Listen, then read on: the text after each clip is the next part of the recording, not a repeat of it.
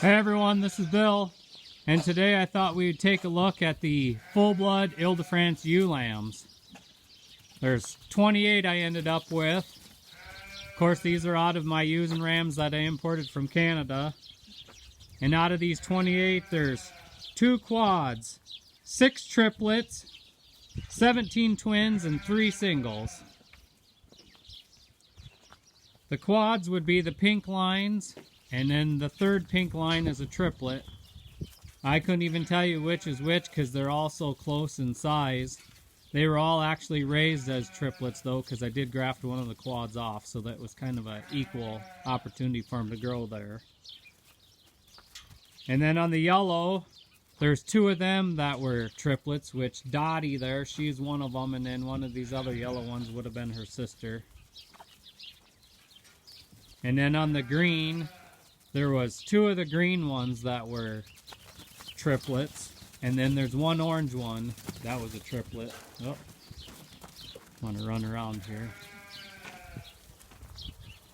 So pretty good drop numbers on a pretty good set of ewe lambs. On the blue line, there would have been 5 twins and 2 singles, and the rest of the 8 green ones would have been twins. And I guess the other single then would have been one of the yellow ones. So you can see there's a couple smaller ones from the multiples, but for the most part, pretty even set.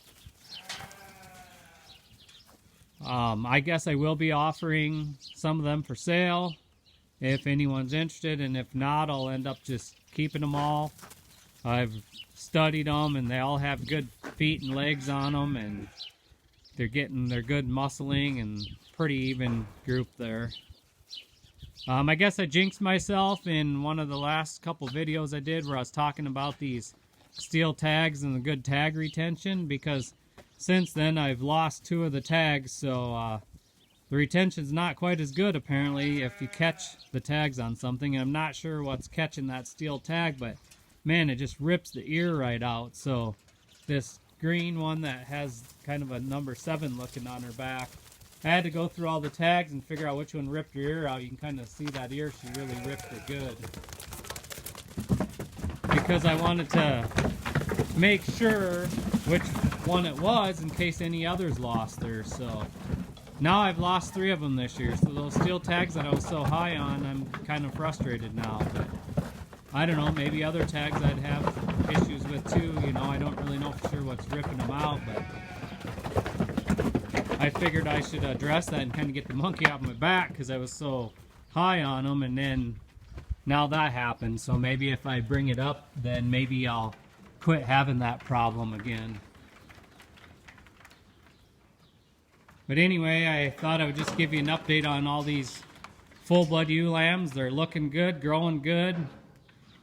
Pretty nice group, you know, except that small one there. Otherwise, the rest are pretty even, and there's another one that's a little bit smaller, but that one I actually raised on the bottle. If I remember, I guess I would have been the only one I had to feed on the bottle. Everyone else was raised on ewes, so that wasn't too bad considering I had so many triplets this year. I don't know if the lighting's the best in here to see, but like there's the 2 pink ones. Like I said, I don't know if those would have been the quads or not. There's triplet orange one, but for multiples, you know, they did good, and they're still expressing that thick muscling like you'd like to see with this breed. And then, of course, because I have so many different bloodlines, it's still nice to see the consistency when you have multiple bloodlines involved. I ended up having 1 white line ewe lamb, but I ended up in a freak deal having her hang herself in the panels that are around here when she wasn't even weaned yet.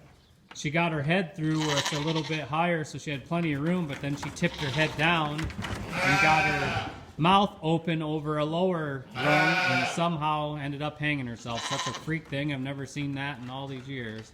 So there's no white line, and then the purple line, they had ram lambs, so I didn't get any ewe lambs on them, but there's some pretty nice purple line ones. And then, of course, the yearling ewes that I've showed you, I'll have to go through them and see what I had, and I'll show all them to you in the future. But I'll wrap this one up.